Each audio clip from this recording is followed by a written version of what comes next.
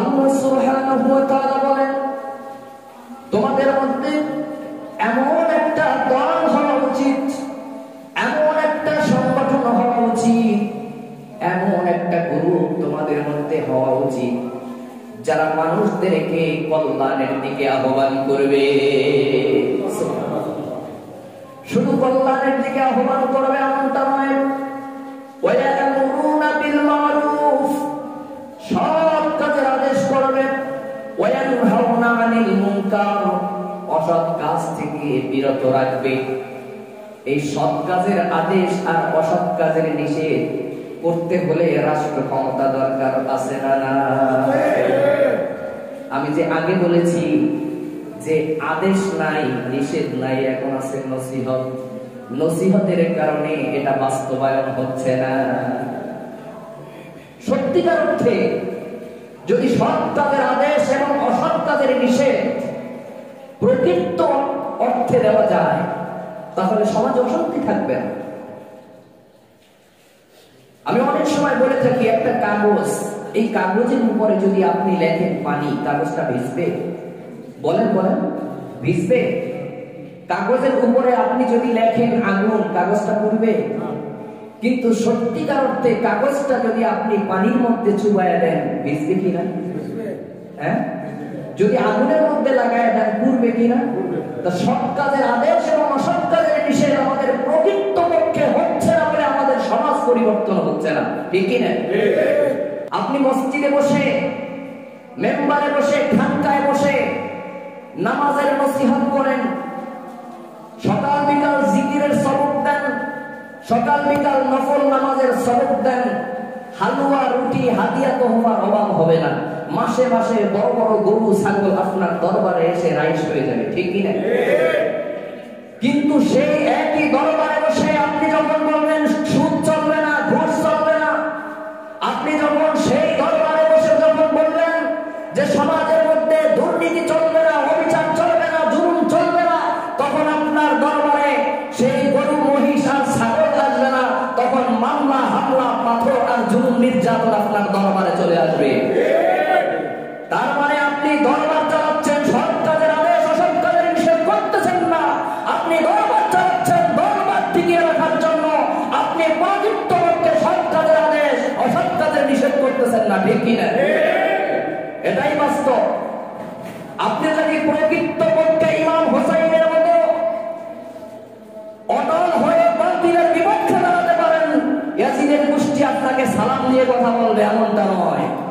আপনি যদি মুহাম্মদ সাল্লাল্লাহু আলাইহি ওয়াসাল্লামের মতো হকের পক্ষে দাঁড়ান, আবু জাহেলের গোষ্ঠী আপনাকে সালাম দিবে এমনটা নয়, ঠিক কিনা? আপনি বাংলাদেশকে যদি শাহজালালের রাজ্য বানাতে চাবেন আর গৌর গোবিন্দের গোষ্ঠী আপনাদেরকে সালাম দেবে এমনটা আশা করা বোকামি, ঠিক কিনা? অনেকে আছে দরবার টিকায় রাখার জন্য, হ্যাঁ, মামলা হামলা বিপদ আপদ থেকে বাঁচার জন্য সৎ কাজের আদেশ আর অসৎ কাজের নিষেধ করে না, ঠিক কিনা? আমি কি ভুল বলছি কিছু? আমি যদি ভুল বলে থাকি সমাজ সামনের কথা, এই সৎ কাজের আদেশ এবং অসৎ কাজের নিষেধ করা প্রতিটা মানুষের উপরে ফরজ। কি? প্রতিটা মানুষের উপরে ফরজ। আল আমরু বিল মারুফ ওয়ান নাহি আনিল মুনকার। এই আয়াতের ব্যাখ্যা করতে গিয়ে মুফাসসিরিনে কেরাম ব্যাখ্যা করেছেন, আল আমরু বিল মারুফ নাহি আনিল মুনকার, সৎ কাজের আদেশ এবং অসৎ কাজের নিষেধকে তিন শ্রেণীতে ভাগ করেছেন। কয় শ্রেণী? কয় শ্রেণী? তিন শ্রেণী। একটা হলো উলামা, আরেকটা হলো উমারা, আরেকটা হলো আওয়াম। উলামা অর্থাৎ আলেম উলামা, উমারা অর্থাৎ শাসক সমাজ, আর আওয়াম মানে সাধারণ মানুষ। এখন দেখেন প্রত্যেকের দায়িত্ব কি। উলামায়ে কেরাম মসজিদের মেম্বারে বসে, মাহফিলের মঞ্চে বসে আজকে দিনের আলোর মতো স্পষ্ট করে দিবে, আলেমদের কাজ এইটা। আর উমারা যারা শাসক সমাজ, এরা ওই কোরআনকে বাস্তবায়ন করার জন্য তারা পদক্ষেপ গ্রহণ করবে, প্রয়োজনে লাঠি ব্যবহার করবে, তলোয়ার ব্যবহার করবে, অস্ত্র দরকার হলে অস্ত্র ব্যবহার করবে।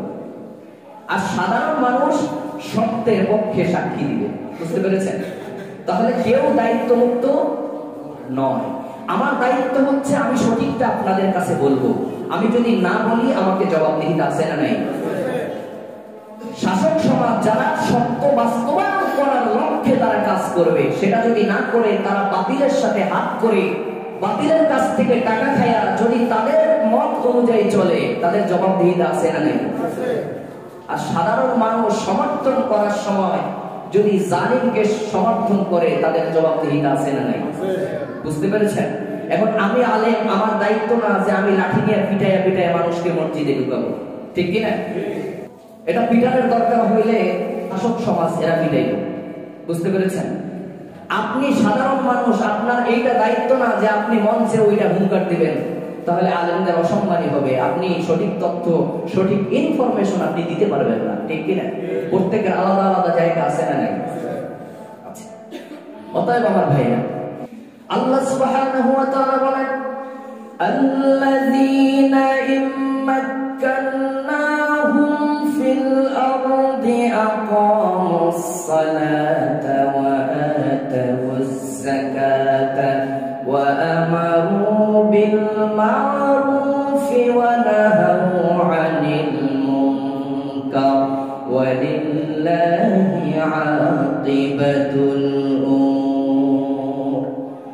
আল্লাহ সুবহানাহু ওয়া তাআলা বলেছেন, ইমানদাররা যদি রাষ্ট্র ক্ষমতায় আসে তাহলে তারা 4 দফা কাজ করবে, 4টা বিষয় তারা বাস্তবায়ন করবে। 1 নাম্বার হলো তারা নামাজ কায়েম করবে, নাম্বার হলো যাকাত প্রতিষ্ঠিত করবে, 3 নাম্বার হলো তারা সৎ কাজের আদেশ করবে, আর 4 নাম্বার হলো তারা অসৎ কাজের নিষেধ করবে, ঠিক কি না? তাহলে 1 নাম্বার হলো নামাজ কায়েম করবে। কায়েম জিনিসটা কি? প্রতিষ্ঠিত করবে। আমরা তো আছি, দেখা যায় যে যার মতো নামাজ পড়ি, খুব আবেদ, বড় বড় আবেদ। বনি ইসরাইলের আল্লাহ তাআলা জিবরাইলকে বলছে বনি ইসরাইলের একটা এলাকাকে উল্টায়া দেওয়ার জন্য, ধ্বংস করে দেওয়ার জন্য। জিবরাইল গেছে, যাইয়া পাখা ঢুকাইছে মাটির ভিতরে, ধইরা এলাকা সব উল্টাই দিবে। এখন দেখতেছে একজন বুজুর্গ ব্যক্তি মসজিদের ভিতরে বৈশা সব সময় ইবাদত বন্দেগী করে, এক মুহূর্তের জন্য লাম ইয়াসুকা তরফাত আইন, হাদিসের ভাষায় আসছে, এক মুহূর্তের জন্য সে আল্লাহর নাফরমানি করেনি। তো জিবরাইল বলতেছে, আল্লাহ এই এলাকা তো উল্টাই দিতে বলছেন, এলাকার অনেক মানুষ পাপী, কিন্তু এই তো বিশ্বাসের সুবিশাব আছে, এক মুহূর্তের জন্য একটা নাফরমানি করে নাই। আল্লাহ বলেন, সে ইবাদত করেছে কিন্তু তার আশেপাশের মানুষগুলি আমি আল্লাহ আমার নাফরমানি করেছে, এই জন্য তার কখনো অন্তর কাঁদে নাই। এমন আবেদ আমার দরকার নাই, এগুলা সব উল্টে। তাহলে আমাদের সমাজে এমন অনেক নামাজি আছে, নিজের ছেলে ঘুমায় থাকে, তাকে নামাজের জন্য ডাকে না। নিজের স্ত্রী নামাজ পড়ে না, তাকে নামাজের জন্য বলে না। হাদিসে আছে, যখন সন্তানের বয়স 7 বছর হয় তখন তাকে নামাজের আদেশ করো। 10 বছর হইলে নামাজ যদি না পড়ে তাকে প্রয়োজনে পিটাও, খাবার বন্ধ করে দাও। আমরা সেটা করি। তা আমার ছেলেকে নামাজের কথা বলি না, মেয়েকে নামাজের কথা বলি না, স্ত্রী নামাজ পড়ে না, মনে করছেন আপনি নামাজ পড়া টপ করে লাভ দিয়ে জান্নাতে চলে যাবেন? নামাজ কায়েম মানে প্রতিষ্ঠিত করা। জাস্ট এক্সাম্পল, আমাদের দেশে পোশাক পড়তে হবে, এটা কায়েম আছে মানে প্রতিষ্ঠিত আছে। এই ছোট্ট বাচ্চা, ওরে মনে করেন ওর বয়স 6-7 বছর, ওরে যদি বলি তুমি তোমার পাঞ্জাবিটা খুলে ফেলাও, প্যান্টটা খুলে ফেলাও, ও খুলবে? কেন খুলবে? লজ্জা পাবে। হ্যাঁ, কারণ পোশাক প্রতিষ্ঠিত আছে, যার কারণে ও মনে করবে যে পোশাক খোলা মানে লজ্জা পাওয়া, এটা করা যাবে না, ঠিক কিনা? নামাজ যদি আমাদের সমাজের মধ্যে প্রতিষ্ঠিত থাকতো তাহলে নামাজ ছাড়তেও মানুষ লজ্জা পেত, ঠিক কিনা? তাহলে নামাজ প্রতিষ্ঠিত করার দরকার আছে না নাই? 2 নাম্বার হলো যাকাত প্রতিষ্ঠিত করবে।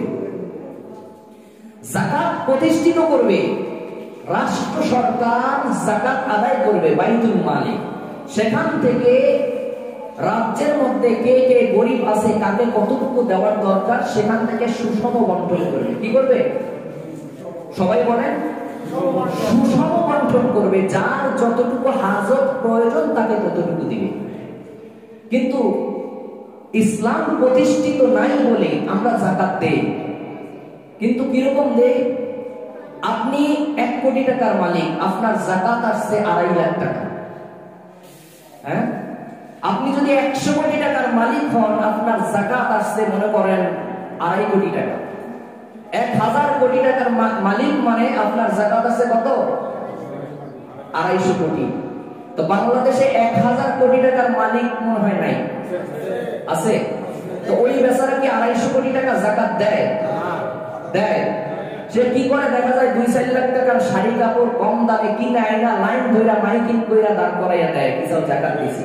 আর বাকি দেখা যায় সেই 100 কোটি টাকা দিয়ে ফ্যাক্টরি আরেকটা খুলে, ঠিক কি না?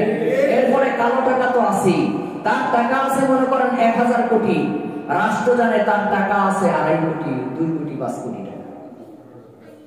সরকারকে পর্যন্ত ভ্যাট দিচ্ছে না।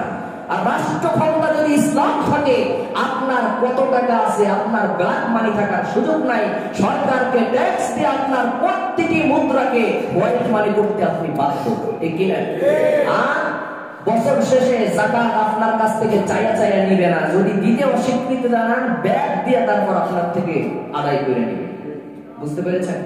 আমাদের সমাজে যাকাত প্রতিষ্ঠিত নাই বলে গরিব মানুষেরা দুয়ারে দুয়ারে যায় যাকাত চায়, 10 টাকা 20 টাকা 50 টাকা দিয়া বা 200 টাকার একটা শাড়ি কিনে দিয়া পাঠাইতে, যাও যাকাত দিছে, সন্তুষ্ট। আর সারা বছর ওই ধনীকে দেখলে আসসালামু আলাইকুম, আসসালামু আলাইকুম, আসসালাম, সালাম দিন, ঠিক কি? আর সালাম না দিলে, এই তুই দেখছ নাই আমি বর্মে আইছি, এই 6 মাস আগে ঈদ গেল, তোরে 500 টাকা দিয়ে লুঙ্গি একটা দিছি, আর তুই এখন মানে সালাম দিলি না। হ্যাঁ, ইসলাম যদি ক্ষমতায় আসে, ইসলাম বলে কোন ব্যক্তি পার্সন তাকে যাকাত দিবে না, যাকাত দিবে রাষ্ট্র সরকার। যদি মাথা নত করতে হয়, রাষ্ট্র সরকারের কাছে মাথা নত করবে। মনে করেন কোন অসহায় মানুষ কোন ব্যক্তি পার্সনের কাছে ছোট হয়ে থাকবে, এমনটা নয়। কাইলা ইয়াকুনা দুনাতাম বাইনাল আগনিয়াই মিনকুম, আল্লাহ তাআলা বলেন এক পাশে গরীব থাকবে আর এক পাশে ধনী থাকবে, এমনটা নয়। আমি আল্লাহ তাআলা ধনীদের সম্পদের মধ্যে গরীবদের জন্য অংশ রেখেছি, যেখান থেকে সম্পদ গরীবরা পায়া তারাও ভালো খাবে, ভালো করবে, ঠিক কি না? বাংলাদেশে বর্তমান প্রেক্ষাপটে একটা জরিপে দেখা গেছে, মানুষ যদি সঠিকভাবে যাকাত দেয়, প্রতি বছর 8000 কোটি টাকা যাকাতের আসে। সুবহানাল্লাহ বলে। কত টাকা? 8000 কোটি টাকা প্রতি বছর যাকাতের আসে। তা 8000 কোটি টাকা যদি প্রতি বছর যাকাত দেওয়া হয়, 5 বছর যদি সঠিকভাবে যাকাত আদায় করে গরিবদের কাছে দেওয়া হয়, আমার মনে হয় না রাস্তার পাশে আর অমুক্ত মানুষ থাকবে। রাস্তার পাশে মানুষ ঘুমায় থাকবে, যার চাল নাই চুলা নাই, এমন মানুষ খুঁজেও পাওয়া যাবে না, ঠিক কিনা? প্রত্যেকটা গরিব তার অন্তত একতলা ইটের বাড়ি থাকবে, ঠিক কিনা? এজন্য ইসলামিক শাসন ব্যবস্থা দরকার আছে না নাই? আমার ভাইরা, আমার বন্ধুগণ, ইসলাম যদি ক্ষমতায় আসে, রাষ্ট্র ক্ষমতা যদি ইসলাম হয়, 1 নাম্বার হলো নামাজ প্রতিষ্ঠিত করবে, 2 নাম্বার হলো যাকাত দিতে বাধ্য করবে, 3 নাম্বার হলো সৎ কাজের আদেশ করবে, 4 নাম্বার হলো অসৎ কাজের নিষেধ করবে, ঠিক কিনা? আমার ভাইয়েরা, এই যে 4টা কাজ যদি সমাজের মধ্যে প্রতিষ্ঠিত থাকে, যেখানে অন্যায় হবে সেখানে যদি মানুষ প্রতিবাদ করে, সব সময় যদি প্রতিটা মানুষ ভালোর দিকে ডাকে, কল্যাণের দিকে ডাকে, মঙ্গলের দিকে ডাকে, সমাজে আর খারাপ থাকবে? থাকবেনি। তাহলে সোনার দেশ তৈরি করতে হলে ইসলামী শাসন ব্যবস্থা দরকার আছে না? জালিমরা যদি ক্ষমতায় আসে, আমাদের 4 দফা তো বললাম, জালিমরা যদি ক্ষমতায় আসে, তাদেরও 4টা দফা আছে না নাই? বলবো। তাদের 1 নাম্বার দফা হলো দলপ্রীতি। জালিমরা ক্ষমতায় আসলে আগে দেখবে যে কোন ব্যক্তি স্বাক্ষর করলেও, মামলায় আসলে সে যদি দলের হয় তাহলে স্বাক্ষর মাফ। স্বজন প্রীতি 2 নাম্বার, যদি সে আত্মীয় স্বজন হয় স্বাক্ষর করলেও মাফ। 3 নাম্বার হলো ভোজন প্রীতি, বুঝেন তো? 5 স্টার হোটেলে নিয়ে বাংলিশ, অর্থাৎ বাংলা আর ইংলিশ 2টা মিলাইয়া যদি ফ্যাট ভরে খাওয়ায়, 1000 টাকার বান্ডিল একটা পকেটের মধ্যে ঢুকাই দিলে 7 খুন মাফ, আছে না নাই? আরেকটা প্রীতি আছে, সেটা বলবো কিনা একটু সংক্ষেপে বলি। সেটা হচ্ছে পার্শ্ব প্রীতি, অর্থাৎ ভারত প্রীতি। বুঝছেন? আমার দেশের সংবিধানকে সাইডে ফেলাই দাও, দাদা বাবুরা যেটা বলে সেইটা নিয়ে করো, আছে না নাই? এটার ব্যাখ্যা করলাম। তো জালিমরা যদি ক্ষমতায় আসে তাদের প্রীতি এইটা থাকে। সেটা যত জানেন বাংলাদেশের ইতিহাসে আজও পর্যন্ত 2024 পর্যন্ত যত প্রীতি আছে আপনারা দেখছেন না? এখন একটু কোরআন প্রীতি নিয়ে দেখেন না, কোরআনকে একটু রাজনীতির সামনে রাখা দেখেন না। পৃথিবীটা কত সুন্দর, পৃথিবীটা কত আলোকময়, একটু দেখেন না। আল্লাহ তাআলা আমাদেরকে সহি বুঝ দান করুন, বলেন আমিন। বলে যে আসলে হুজুর মসজিদে রাজনীতি কেন করেন? হ্যাঁ, রাজনীতি মসজিদে চলবে না, মসজিদ মাদ্রাসা এগুলো আল্লাহর ঘর, আল্লাহর বিধান অনুযায়ী চলবে, এখানে তো রাজনীতি দরকার নেই। রাজনীতি আল্লাহর বিধানের বাইরে? হ্যাঁ, কি একটা অবস্থা। আল্লাহ তাআলা রাজনীতির কথা বলেছেন, একটু আগে বলছি না যে মুমিনরা ক্ষমতায় আসলে মুমিনদেরকে ক্ষমতা দিলে 4টা দফা কাজ করবে। হ্যাঁ, তো এটা রাজনীতি যদি না থাকে, যদি রাষ্ট্রীয় ক্ষমতা না থাকে, তাহলে সম্ভব? আমি যদি আজকে বলি যে সুদের বিরুদ্ধে, ঘুষের বিরুদ্ধে, কালকে তোমার চাকরি চলে যাবে, আর রাষ্ট্র থেকে যদি, সংসদ ভবন থেকে যদি এইটা ঘোষণা আসে, তাহলে সেটা মানুষ মানতে বাধ্য। আর সংস্কারের কথা যদি বলেন, সংস্কার অনেকে বলেন যে এই 6 মাস হয়ে গেল, এই নতুনরা ক্ষমতায় আসছে, পরিবর্তন কেন হয় না? আরে ভাই, পরিবর্তন তো যতটুকু সম্ভব হচ্ছে। যখন এটা সংসদ থেকে ঘোষণা করবে, বিল পাস হবে, তখন না সেটা পরিপূর্ণ সংস্কার হবে, ঠিক কিনা? সংস্কার কোনো ব্যক্তি কোনোদিন করতে পারে না, ব্যক্তি পার্সন কোনোদিন সংস্কার করতে পারবে না। আমি এখানে আপনাদের এখানে যত বড় ফটায় চিল্লাই, নামাজ পড়েন, নামাজ পড়েন, নামাজ পড়েন, কেউ না পড়লে আমার কিছু করার আছে? আপনি যদি বলেন এই মিয়া তুমি বলার কে, তোমার খাই না করি, ঠিক কিনা? আমি যদি বলি এলাকার মানুষ একটা বার সুদ খাবেন না, আপনি বলেন এই মিয়া তোমার কি, আমি খাইলে তোমার কি আছে? হ্যাঁ, তো সংস্কার কেমনে করবো আমি? আর সেই ক্ষমতাটা যদি আমাদের রাষ্ট্রীয় পাওয়ার দেওয়া হয়, যেখান থেকে আপনি যেটা ঘোষণা দেবেন সেটা মানতে বাধ্য, যদি না মানেন তাহলে শাস্তি আছে। তখন দেখবেন সংস্কার কেমন হয়। একদিন সংস্কার হইল 24 মাস। নির্মলের গোষ্ঠী বলে কি সংস্কার করছে, কি সংস্কার করছে, সারা দেশে চোর ডাকাইতে ভরে গেছে। আর চোর ডাকাতকে আপনি ক্ষমতা দিচ্ছেন বলে তো চোর ডাকাত এইগুলো করতেছে নাকি? গাছ লাগানোর সময় লাগাবেন তেঁতুল গাছ, আর বসে থাকবেন যে সুমিষ্ট আম আমাকে উপহার দিবে। সম্ভব? সম্ভব? একটু কষ্ট করে হলেও আম গাছ লাগানো না, দেখবেন বছর শেষে সুমিষ্ট আম পাবেন, ঠিক কিনা? স্বাধীনতার পর থেকে দেখতে দেখতে আসছি, গাছ লাগান তেঁতুল গাছ, বছর শেষে আমের বর্ষা করে বসে থাকে। এটা বোকামি ছাড়া আর কিছু না। আমার কথায় কেউ কষ্ট পাইলে আমি ক্ষমা চেয়ে নিচ্ছি, এটাই বাস্তব, মানেন আর না মানেন, ঠিক কিনা আমার ভাইরা? তাহলে রাজনীতি কেন করি? আল্লাহ তাআলা বলেছেন আকিমুদ্দিন ওয়ালা তাতাফাররাকু, দিনকে প্রতিষ্ঠিত করো। একটু আগে নামাজ প্রতিষ্ঠিতের কথা বলছি, দিনকেও প্রতিষ্ঠিত করতে হবে। হ্যাঁ, দিনকে প্রতিষ্ঠিত করতে হলে রাষ্ট্র ক্ষমতা দরকার আছে না? তা রাষ্ট্র ক্ষমতা দরকার আছে দিনকে প্রতিষ্ঠিত করার জন্যই তো আল্লাহ বলছেন আমাদের পরিচয় হলো মুসলিম। আর তোমরা এই দিনকে প্রতিষ্ঠিত করার ক্ষেত্রে তোমরা মুসলমানরা তোমরা পৃথক হয়ে যায় না, আলাদা আলাদা হয়ে যায় না। আমাদের দেশে আল্লাহ মুসলমানদের ভিতরে কত দল, আল্লাহু আকবার, মাআযাল্লাহ। হ্যাঁ, মুসলমানদের ভিতরে আমাদের মতো বড় বড় হুজুররা দাড়ি টুপি, এরাও দালালি করে তাগুতে। অনেক দরবারে তো বড় সাইনবোর্ডে লেখা থাকে অরাজনৈতিক দরবার, আছে না নাই? অনেক সংগঠনের সাইনবোর্ড আছে অরাজনৈতিক সংগঠন। আপনি সারা বছর যদি তসবিহ হাতে লইয়া ইল্লাল্লাহ ইল্লাল্লাহ জিকির করেন, কশিন কালেও দিন প্রতিষ্ঠিত হবে না। আল্লাহ বলেছেন তুমি মুসলমান, আকিমুদ্দিন, আমার দিনকে প্রতিষ্ঠিত করো, ওয়ালা তাতাফাররাকু, তোমরা পৃথক হয়ে যায় না। এই ব্যাপারে তোমরা পৃথক হইয়া কেউ শিয়া, কেউ সুন্নি, কেউ ওয়াহাবি, কেউ জামাতি, কেউ খারেজি, কেউ তাবলিগি দল আছে না নাই? দিন শেষে যারা সাইনবোর্ড লাগায় অরাজনৈতিক সংগঠন, এরাই তাগুদের সমর্থন করে, ঠিক কিনা?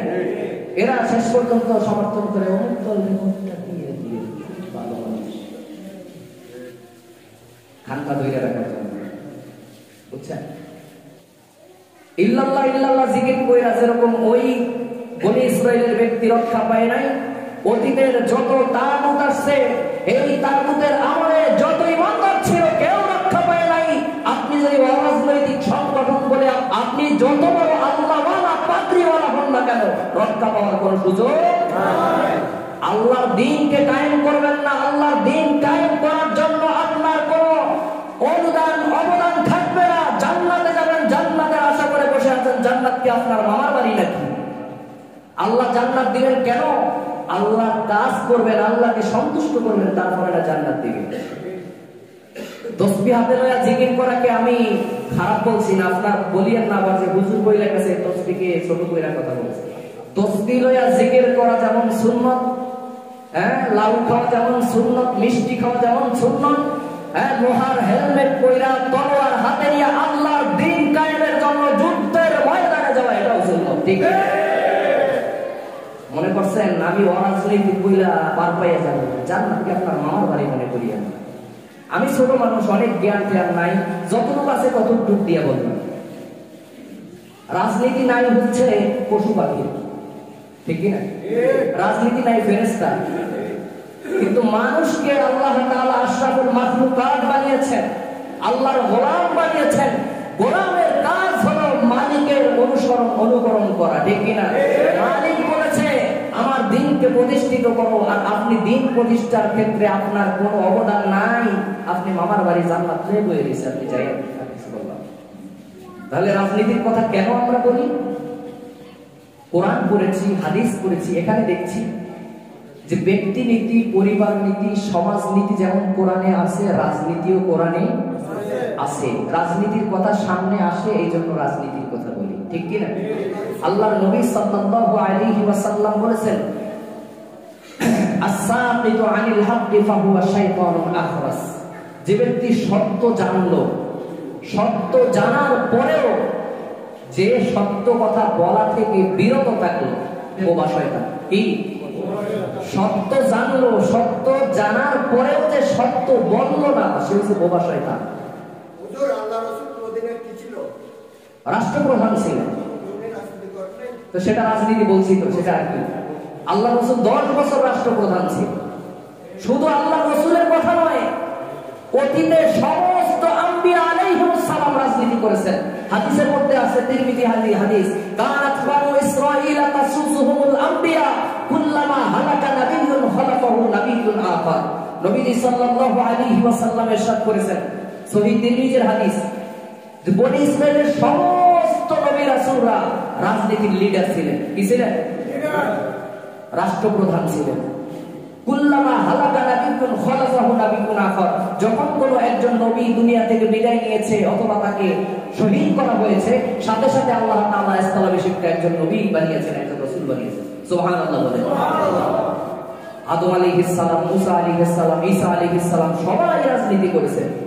ইয়াহইয়া আলাইহিস সালাম তো রাজনীতির কারণে গর্দান দিতে হয়েছে। এরকম অসংখ্য নবী রাসূল তারা নির্যাতিত হয়েছে, হত্যার শিকার হয়েছে। কি বলেন রাজনীতি নাই? আমাদের যুগে অতীতের ইতিহাস দেখেন, রাজনীতির কারণে মনে করেন মানুষ জেল জরিমানা এগুলো অ্যাভেলেবল হয়েছে, হয়েছে না? আমরা তো আমাদের সমাজের মানুষগুলি আমাদের ধ্যান ধারণা এরকম, হুজুর কেন রাজনীতি করলো, রাজনীতির নেতে না গেলে হুজুরের এই ক্ষতিটা হইতো না। আমাকে সেদিন একজন বলতেছে, সাইদ হিসাবে এত ভালো মানুষ, এত ভালো বক্তা, রাজনীতি করাটা কি দরকার ছিল? রাজনীতি না করলে তার ওই শেষ বয়সে এরকম জুলুম নির্যাতনের শিকার দিতে। তিনি সঠিকটা বলেছেন, যার কারণে সত্যের উপরে ইস্তেকামত রয়েছেন, ঠিক কি না?